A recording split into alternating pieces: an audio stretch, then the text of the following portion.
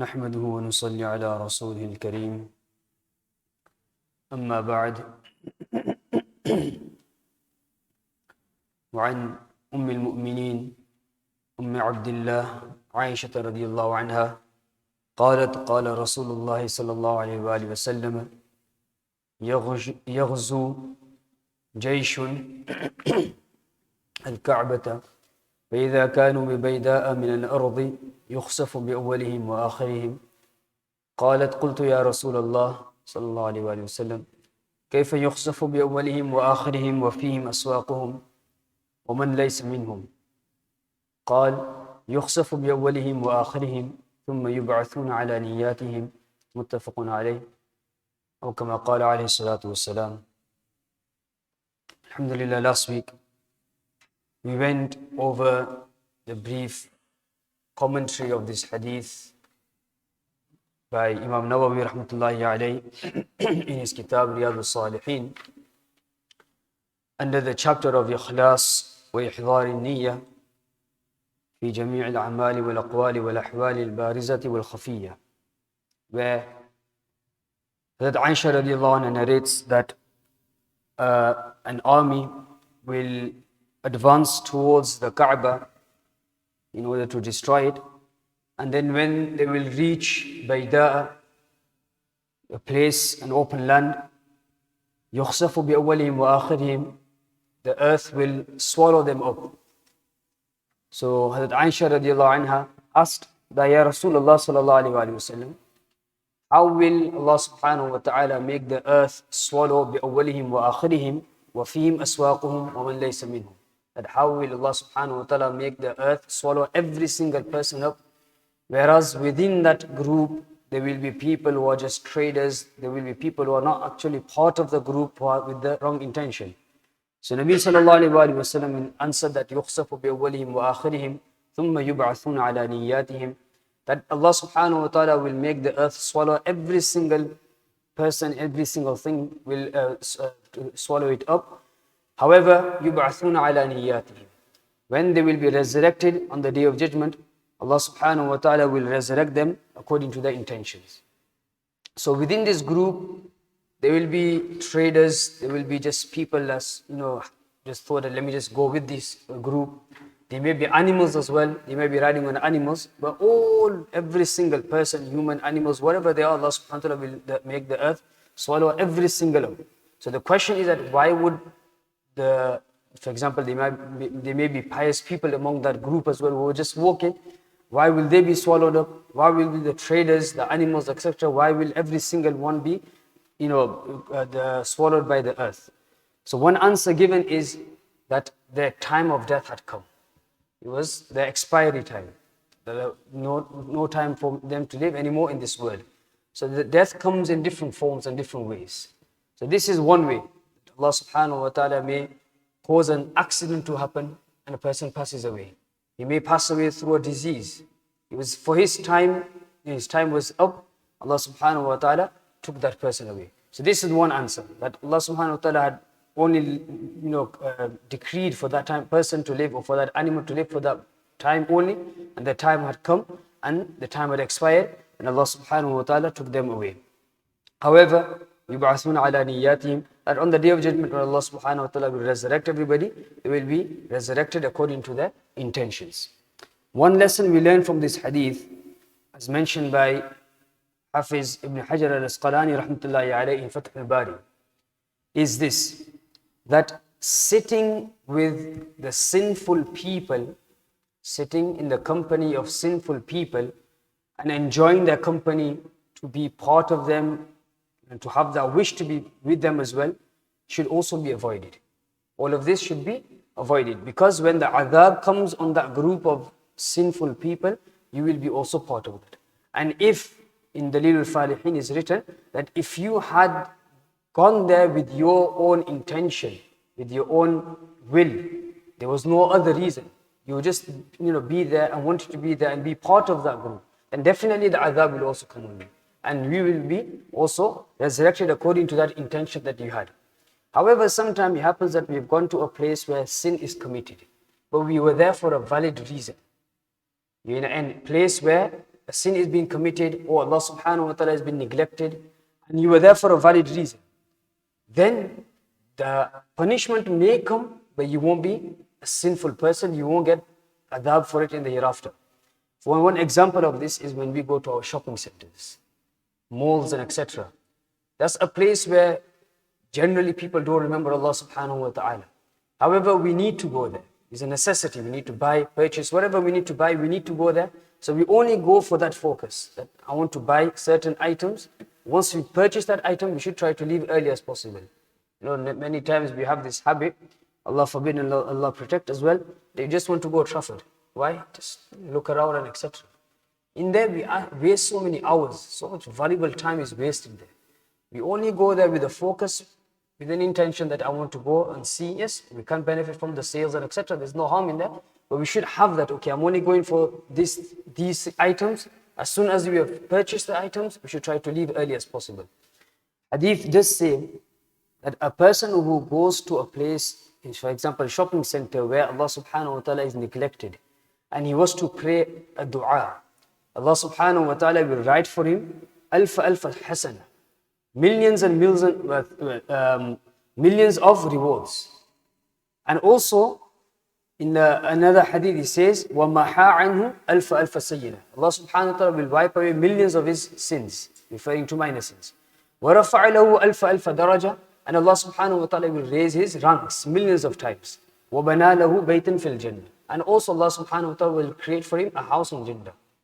Now, when we go to the shopping centers, then you can read this dua, which is similar to the fourth kalima that we may have learned in our maktab. La ilaha illallah wahdahu la sharika lah. Inshallah, everybody will know this part. La ilaha illallah wahdahu la sharika lah. Lahul mulku wa lahul hamdu. Lahul mulku wa lahul hamdu. Yuhyi wa yumitu wa huwa hayyun la yamutu. Yuhyi wa yumitu wa huwa hayyun la yamutu. Biyadihi al-khayr wa huwa ala kulli shayin qadir. If you want to read with this, La ilaha illallah wahdahu la sharika lahu, lahul mulku wa lahul hamdu, yuhyi wa yumitu wa huwa hayyun la yamutu, biyadihi al-khayr wa huwa ala kulli shay'in qadir. Inshallah, we recite this when we go to the shopping centers, then Allah subhanahu wa ta'ala will write millions of rewards for us. Now, one more point before we conclude. This hadith that we mentioned, there's a similar meaning to this in the Quran as well. Allah subhanahu wa ta'ala, He says in Surah Al-Anfal, وَاتَّقُوا فِتْنَةً لَا تُصِيبَنَّ الَّذِينَ ظَلَمُوا مِنْكُمْ خَاصَّةً. That be aware of a punishment which shall not fall on the wrongdoers only. Be aware of a punishment which will not fall only on the wrongdoers. So in Ma'arif al-Quran, Mufti Shafi' Uthmani rahmatullahi alayhi says that this ayat is trying to remind us and teach us a lesson to save ourselves from a sin. What is that sin? That sin is not doing amr bil ma'roof, nahi anil munkar. Meaning not doing any amr bil ma'roof, not calling people towards good, reminding towards people towards good, and stopping and forbidding people from evil. So a person who doesn't do this, he will fall into this punishment as well. Now, we can also take another point from here that somebody might say that why is a punishment of one falling on another? There are 10 people who are committing a sin, there are 5 who are not committing the sin. But why is the punishment fallen on all? Is that not a contrary to the ayat وَلَا تَزِرُ وَازْرَةٌ وِزْرَ أُخْرَى, where Allah subhanahu wa ta'ala said that a person will not bear the burden of another? So in here, if you look at it, that it seems that these 5 people are also punished and they're also bearing the burden of others. So the answer is given in the tafsir that no, it's not. He is not bearing the burden of another. Why? Because the sinners who have been punished is because of their initial sin that they themselves have been committed. They themselves have committed. However, if those 5 individuals didn't try to stop those 10, their sin is coming afterwards. I'll explain this again. You've got 10 people who are committing any sin. There were 5 other people who had the power and ability to stop these 10 people from committing the sin. However, they didn't. The adhab had come. Now, it seems like the burden is upon all of them. So, the 10 people were given that punishment because of their sin, initial sin that they were committing. These 5 people who had the ability to stop these 10 people, they didn't stop them. Now, because of not stopping them, they're also part of that punishment as well.